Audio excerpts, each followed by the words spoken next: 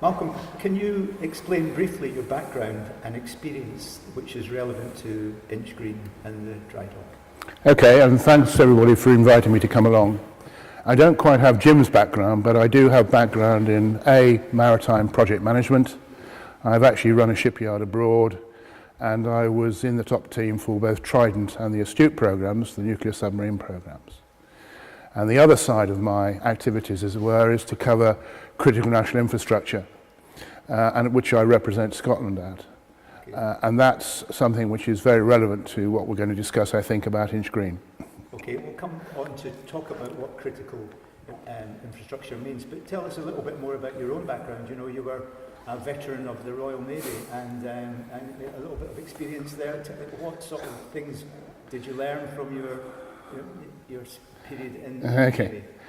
Well, I was in submarines, nuclear submarines during the Cold War, and just as my good friend talks about in Hunt the Red October, we used to chase our Russian friends right through the Straits and right the way down sometimes to Gibraltar, which was quite taxing.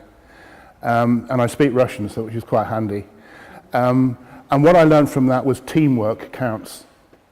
When you'll sit inside a metal box for now 204 days, as the last one had to do, you learn about each other, you learn about what your strengths and your weaknesses are, and you learn about how that is important when you have to deliver something. And that's also very relevant to what Inchgreen is about and the local economy, I think. I was also given a pierhead jump to sit on Schwarzkopf's staff for a very short period during the first Gulf War, and ended up running the support arrangements for the Omani Navy, which also, guess what, included a ship lift and one or two other things. And then after that I joined Halliburton and did some interesting things during the genocide in Rwanda.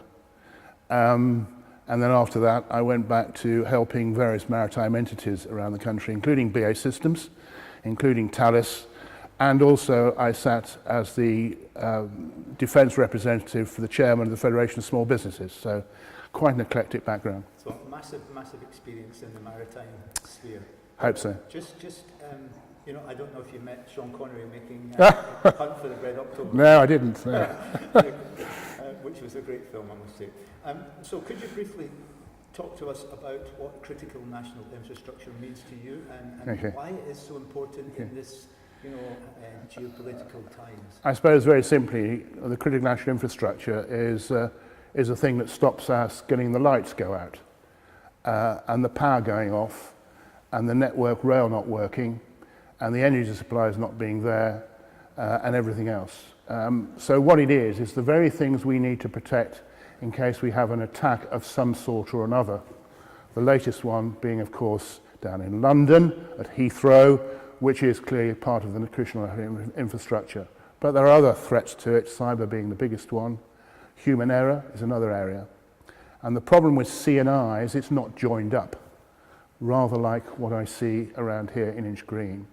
And if it's not joined up, our adversaries find plenty of opportunity to break into it. So CNI, critical national infrastructure, the Americans have 13 sectors, the Australians have 12 sectors, we I think have 12 at the moment, but broadly they're all the same. So those things that would keep you going, which you need to keep going in terms of safety of life. So can we be clear here that do you regard Inchgreen Dry Dock as a critical national infrastructure? Yeah, the reason is because we are clearly in a new area of geopolitics and we need to ensure we defend our country, as indeed the Irish have woken up to and have just increased their defence budget. And in order to do that, we need the proper infrastructure. And one of the things we're not particularly good at when we design new vessels, whether it be naval vessels or merchant vessels, is the complexity associated with the infrastructure that's needed. Or as Jim referred to, the through life elements. It's very easy to say, I'm going to have a brand new ship. It's not so easy to say, I need the infrastructure to support it, and how much is it going to cost me through the life of that vessel? Something that the Scottish Government doesn't understand, as Jim referred to. So the infrastructure is very important, and the number of dry docks of the size of Inchgreen is, I think, 3 in the United Kingdom, and there are obviously smaller ones. So if we have a crisis, say with the carrier program, the 2 carriers which could fit in there, or if we have a crisis where ships get sort of damaged for whatever reason, where do we put them? Sometimes we have to put them alongside, which loses trade and loses naval capability. So it's absolutely crucial to keep this, this particular bit of our infrastructure working for no other reason that we all need to look after ourselves. So, Inchgreen perhaps, if it was in full working order, Yeah. would it be able to look after a nuclear submarine, for instance? I think that would be problematic, although choosing my words carefully, I certainly had to do that in a hurry in a certain place outside UK because of a nuclear accident, and I'd come from that background, so I knew who to talk to. The problem, I think, would be perception as much as anything. To put a nuclear submarine into that dry dock would probably give an awful lot of energy for people who don't like nuclear submarines. And remember, we have a Scottish government that is not particularly in favour of nuclear weapons as well, so the whole thing would be compressed into one labour. But certainly from a physical point of view, a practical point of view, it could be done, obviously with some work to be done to make sure it was watertight, etc. Great. So we'll move on a little bit. So why do you think this, we're saying it's critical national infrastructure, why is it, do you think it's been so neglected by the Peel Port Group, who actually are involved with critical infrastructure in Liverpool and Manchester area? I think Jim hit the nail on the head. I was going to look up and I can't quite remember it, but the equity share in Peel's Ports is part of it is owned by the Peel family, but a huge amount of it is owned by offshore interests and companies. And one of the issues we have with CNI is we don't actually own most of it. It's owned by companies, organisations that live abroad, including the Chinese. For example, Heathrow, 10% of Heathrow is owned by the Chinese, to give you an example. So I think the real reason behind this is they don't have the energy, the determination, because they're not totally British, to realise here is an asset which can be used in the long term, etc., etc. So you've been down to inspect the dry dock. What did you find, and what work do you think could be done, and what needs to be done to bring it back up to a working state? Well, I'm going to defend the question a bit. What I'm keen to have done is a proper appraisal. Because you ask 20 people what is the state of Inchgreen dry dock, particularly in Holyrood, and you'll get 50 different answers. And then you'll get 50 different answers to how much it's going to cost to put it in a certain state. So what I would say is, having looked at it, and it was well built, it clearly needs work doing, for proper infrastructure, which would be according to what you want to use it for. But let's get a proper investment appraisal done, as has been suggested, to make sure everybody's aware what the starting line is. Now, expanding on your international experience and your work in Australia and New Zealand with our allies, could you talk a little bit more about the issue of something called Common User Facility? Would you explain what that means and how important it may be? Yeah, for those who don't know, probably the big trade opportunity we have in UK is called AUKUS, and it stands for, guess what? Australia, UK and America. There are two pillars to that, which their own warships at the time, but build a compound around it, which would enable smaller businesses to come in and use it, training facilities to be used, it'd be used for exercises and so on. And that's the Australian Common User Facility, the CUF. It's being expanded at the moment to build more, clearly, naval dockyard capability, but it's also being expanded across Australia. And I happen to know New Zealand are looking at that concept. It's something that we really did in the Middle East, in Woodham Naval Base, and it's a really good model to follow because it's already been practiced. Yeah. So therefore you know what the strengths and weaknesses are. And what I see here is an opportunity to look at that, at least look at it, and see how we can improve the economic lot of this area. So Inchgreen, if it was brought back up to spec, could be part of this integration with Ferguson's and perhaps with BA systems up at Govan and that sort of thing. So you're creating a common user facility in this part of the Clyde. Yes, precisely. And like everything, people talk to each other. As I said, I've worked for BA Systems, so I know the BA Systems staff. I think it's interesting that Babcock, for example, the senior director of Babcock, has now been appointed to run Ferguson's. So clearly it would be silly to ignore the naval shipbuilding programs that already exist. But in this new world order, people are scrambling to build more smaller vessels. And therefore, have those two big combines got enough capacity in their own facilities to do that? And Jim hinted at and said that you can fabricate in other places and put those things together. That's been well practiced as well. Now, in your career, you've been very much involved with the training of recruits in the Navy and in Civvy Street as well. Do you think Inchgreen could have a role in the sort of practical training of the next generation of people working in maritime, commercial and military naval as well? Yeah, the big logo, as it were, for AUKUS is training, talent, transfer. And again, I would agree with Jim, and it irritates me greatly, as he did in the Astute programme, is we simply don't have enough artisan skills in this country, and that's whether it be an artificer in the Navy or something similar. We send people off to universities to learn pretty nebulous subjects, and then they can't be employed. So it's beginning to be a wake-up, particularly driven again by AUKUS, that we need more people who've got good shipbuilding skills of various sorts. Sure. And we need places where they can practice that. Why not use this place to do that? Or at least have some facility which might be linked to the other training facilities in Glasgow, etc., where they can cross-pollinate. So I think there's a real opportunity there for that to be progressed because AUKUS is demanding it. So there's a market there already. So if you're a welder working in the guts of a ship that's already pretty much built, you're in the darkness, you're in pretty tight conditions, it's really, you have to wear masks for breathing, it's not the most sexy job. How would we do more to actually encourage people, young Scottish people, to undertake? But even there's an upskilling requirement, because if you look at the way nuclear submarines are welded, they clearly have to be done in a slightly different way, often more skilled way perhaps, than if you're just doing another vessel. So there is an upskilling in that area already. But to answer your question, there's now a whole range of skills, whether it be in design, project management, right through how you refurbish a ship. Desperately we need people who understand risk, for example. I see lots of risk registers which are immaculate in their conception and completely impractical in the way they're used. Yeah. So all of those skills we need. And even if you don't stay in the maritime industry or stay in the Navy for long term, those are skills which can easily be transportable to other industries, particularly in the CNI area.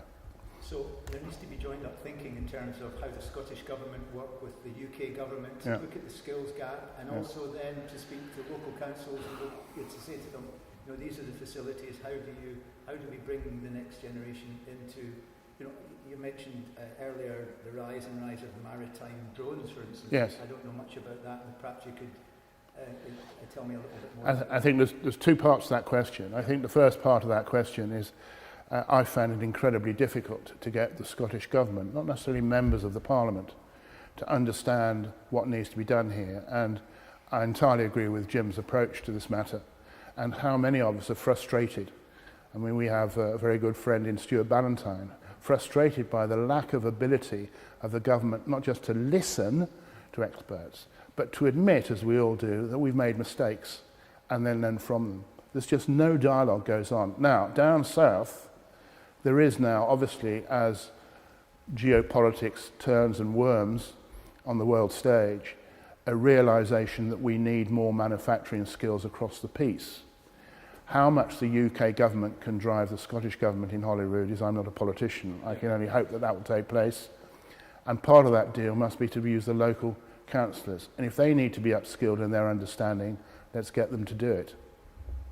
Now, we mentioned Ferguson as well. Yeah. You know, the irony of the workforce there sort of have done an amazing job bringing out the two ferries, but in some ways they've been blamed for the delay and for the cost rise. Do you think there's this sort of, we've got to get back to actually saying that people have done a good job and look for the root causes of that issue rather than sort of blame the... Yeah, I mean, I was I was invited by the Kuwaiti government, as a matter of fact, to go to the second launch of the Glen. So I appeared in the VIP suite, and they all were there dressed in their immaculate suits and all talking to each other. And being me, I thought I'd go and talk to the people outside who were queued up, large numbers of families, all taking a huge pride in the launching of that vessel. And, you know, I do have a bit of a background in this area, and I asked them lots of questions. They were so pleased that somebody had come from the VIP tent to go and talk to them. And clearly, as I've seen elsewhere, it's not Ferguson's workforce that's the problem here. It's the management further up the food chain that's the problem here. And to keep on blaming them is a disaster. It's not only a disaster for the individuals, but it's a disaster for Scotland, because we need those sorts of people to build any capacity in shipbuilding, etc., etc. We need them. And if we don't encourage them, they will go abroad to Australia, they'll go abroad to New Zealand or even to Canada. So the government is short-sighted in the way it approaches it. So what's your view on the CMAL? Because they've been responsible for a lot of the fiasco of the ferries. I think it encapsulates, I happened to be in the Scottish cross-party parliamentary meeting, last one on shipbuilding, where Kevin Hobbs decided he'd come and tell us how he was doing and what he was doing as far as the new ferry fleet was concerned. And it was well presented, but incredibly narrow and shallow in the way he saw things. He only saw it in a very narrow spectrum of, I have got to build these ships and they've got to go out. Through life costs were not really considered, and certainly the point that Jim made earlier, which I can repeat, is there was no independent evaluation that I could detect from somebody outside to say, hey, wait a minute, what are all the other factors we need to consider? The economic factors we need to consider, the social factors. Why can't we build them here? Have we got the right designs, and so on and so forth? None of that took place. So you know a little bit about the background there, about the Commodore coming in and looking at the dispute. Can you give me some insight into what you... Luke Van Beek has worked for me in the past, but he was actually the architect of the carrier program and was brought in to look at a very specific area of activity over new ferry procurement. Luke is a very calm man. He would come round and see me, and after a drink, which is very unusual for him. So here you have was he a Commodore? Yeah. A very experienced veteran of the Royal Navy. He built amazing ships over that time, and this was his comment on the Scottish government, and yet the Scottish people still don't know what was in his report. His report has, as far as I know, I might be corrected, his report has never been published. And it's another example, again, as Jim referred to, of opaqueness in the way the Scottish government operates. Back to the campaign, what do you think the campaigners could be doing now? I mean, they need to build up a head of steam. That's a good metaphor for the Navy, I hope. A good head of steam to actually, get the voice known, not just to local people in Inverclyde, but across Scotland and perhaps to the UK. But you were alluding to the fact that this is a national asset, and perhaps the story needs to be told at a national level as well as a local level. How do you think we could do that? Yes, again, to name drop, I did have a word with the leader of the opposition when she came up here about Kemi Badtop. And clearly I talked to Labour Party members and politicians, Paul Sweeney, who's well known to you, etc. I think we need to look at this from a London aspect. And we clearly have new views emerging from this defence review, this latest strategic defence review, on what type of vessels we need. That's on the naval side. We also might need to how we protect vessels, commercial vessels, and do that rather better through a supply chain point of view, as we're seeing in the Red Sea at the moment. So there is a lot of noise going around in London, if you like, about how we improve our shipbuilding capability. Now, if you look at the Chinese, who built 4,217 ships 2 years ago, and how many we build, one of the problems with that is that we don't work together as well as we should. And as Jim alluded to, and indeed is true, we just compete with each other. This is farcical.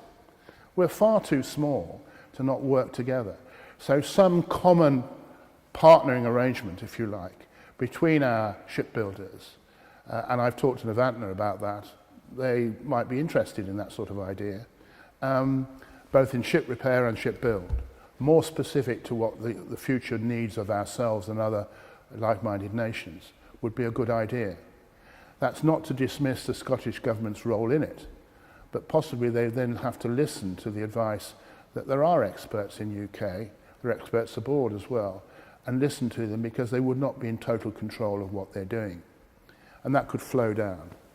Now that might go against the grain for a lot of Scottish nationalists who feel that to raise this issue you have to go down to London to make a noise.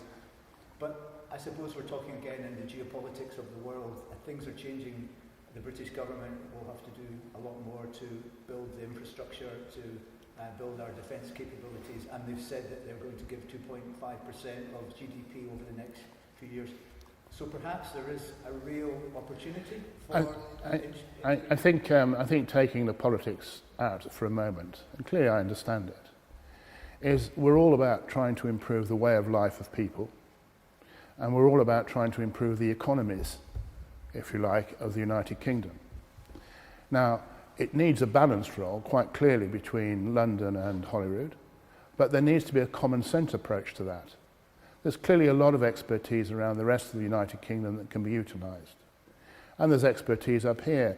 We should be using it for common good and mutual reward, not trying to isolate it because of some political affiliation.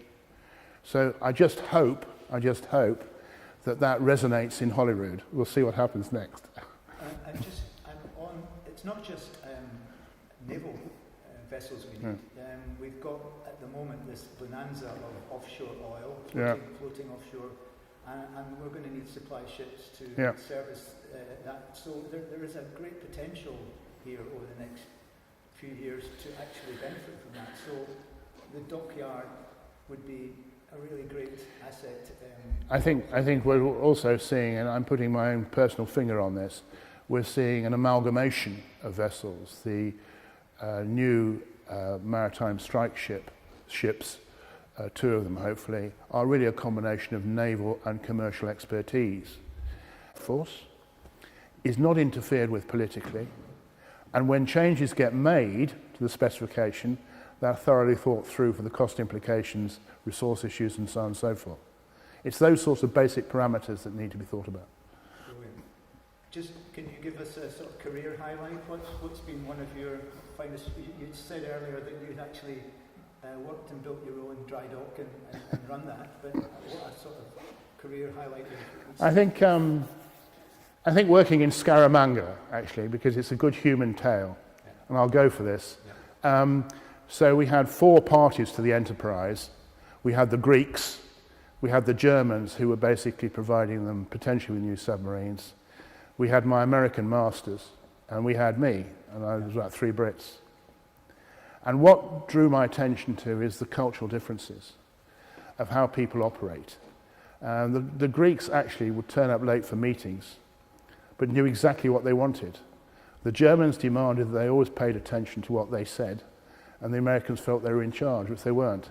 So the lesson I learned from that and other places is so much of this is about bringing human beings together and using the best of those human beings' talents, experiences, how they work together, etc., not to polarize it. And what we've seen here is a polarization of the infrastructure, and that's why inch green is not being used. That's fantastic. Okay?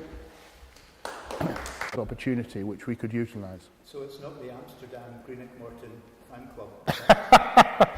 I might find out later. Here for a game. It's the first of April. Maybe yeah, I don't know. I mean, I didn't know it was coming actually until Robert told me. But